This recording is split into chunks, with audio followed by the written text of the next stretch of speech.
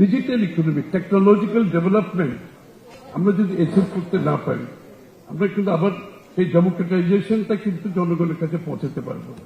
এই জন্য আমাদের যেটা প্ল্যান আছে সেটা হচ্ছে দুইটা বিষয়। একটা হচ্ছে পাওয়ার এনার্জি সেক্টর, আপনি কোনো কম্প্রোমাইজ করা যাবে না, এখানে ইনভেস্ট করতে হবে, এনশিওর করতে হবে এই পাওয়ারটা বাংলাদেশের প্রত্যেকটি এলাকায় যাতে আমরা পৌঁছাতে পারি।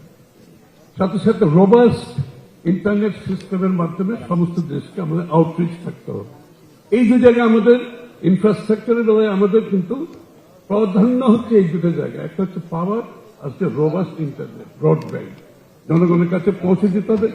তার অ্যাক্সেসটা এখানে আনতে পারলে তাহলে আমরা বাংলাদেশে আমরা call centre, data centre, online real time বিজনেসটা বাংলাদেশের প্রত্যেকটা মানুষের কাছে আমরা পৌঁছাতে পারি। আপনার জন্য অবকাশ যাপনের আর বিনিয়োগের সেরা পছন্দ হতে পারে সল্ট বে, যেখানে বিলাস আর প্রশান্তি মিলেমিশে একাকার। আমি একটা এক্সাম্পল দিই, আপনি থাইল্যান্ডে one village one product, it is amazing একটা আপনার প্রজেক্ট অ্যাকশন সিনেমাটা করেছিল থাইল্যান্ডে। ওই ভিলেজে একটা প্রোডাক্ট স্পেশালাইজ, ওখানে সরকারের আমি যে কথাগুলো বললাম স্কিল ডেভেলপমেন্ট, ইনপুট, ঋণ, ব্র্যান্ডিং, ডিজাইনিং সব সাপোর্ট ওরা দিয়েছে এবং ওরা সরাসরি অ্যামাজনে বিক্রি করছে, ইবেতে বিক্রি করছে, গ্রামে বসে কিন্তু। সুতরাং এই যে আমাদেরকে ইনভেস্টমেন্ট করতে হবে এই জায়গাগুলোতে, যে আমাদের সাধারণ মানুষের কাছে পাওয়ার রোবাস্ট ইন্টারনেট পৌঁছে দিতে হবে, যার মাধ্যমে এই ইকোনমিতে ওরা সবাই অংশগ্রহণ করতে পারে। এই জন্য আমাদের ইনফ্রাস্ট্রাকচারের মধ্যে প্রথম ইনভেস্টমেন্টগুলো হলো এই জায়গায়, এবং আমাদের এই ইনফ্রাস্ট্রাকচার বিনিয়োগের মধ্যে 2-3-4টি জিনিস আমরা খেয়াল করছি। আমরা এমন কিছু করব না যে ইনফ্রাস্ট্রাকচার থেকে আমার রিটার্ন আসবে। আমাদের ক্রাইটেরিয়া 4টা। যে বিনিয়োগ আমরা করব সেটা হচ্ছে 1 নম্বর ভ্যালিউ ফর মানি, আপনি যে ইনভেস্টমেন্টটা করছেন value for money. Number 2 return on investment, এটার উপর আমার রিটার্নটা কি হচ্ছে দেশের মানুষের। কাজ হচ্ছে জব ক্রিয়েশন হচ্ছে কিনা, আমি এমপ্লয়মেন্ট ক্রিয়েট হচ্ছে, এটা কি সবচেয়ে বড় প্রায়োরিটি আমাদের ম্যানিফেস্টো। সবচেয়ে বড় প্রায়োরিটি হচ্ছে জব ক্রিয়েশন।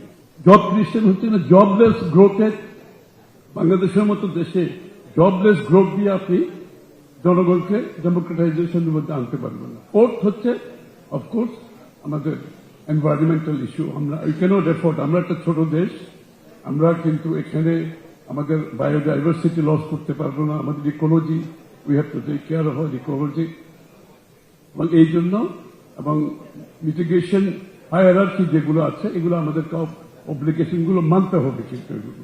তাহলে environment is very important, and environment it also attracts lot of investment. আজকাল কিন্তু ইনভেস্টমেন্টের সাথে এনভায়রনমেন্ট সব জায়গায় কিন্তু ইটস এ কমন ফ্যাক্টর। সুতরাং আমাদের ইনভেস্টমেন্ট প্রায়োরিটি হচ্ছে এই 4টা জায়গায়, যেখানে সরকারের সব জায়গায় বিনিয়োগ করার প্রয়োজন নাই।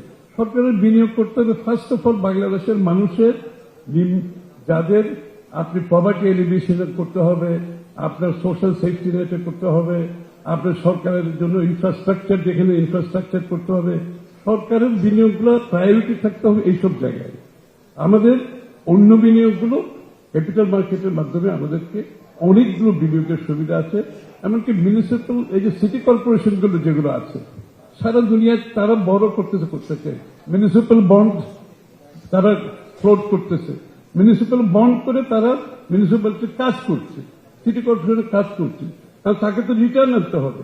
আমি আগেই বলেছি যেখানে ভ্যালিউ ফর মানি নাই ইনভেস্টমেন্ট, যেখানে রিটার্ন অন ইনভেস্টমেন্ট থাকবে না, যেখানে এমপ্লয়মেন্ট থাকবে না, এনভায়রনমেন্টাল ইস্যু অ্যাড্রেস করবে না, ওই বিনিয়োগ কোনোদিন ভালো হতে পারে না।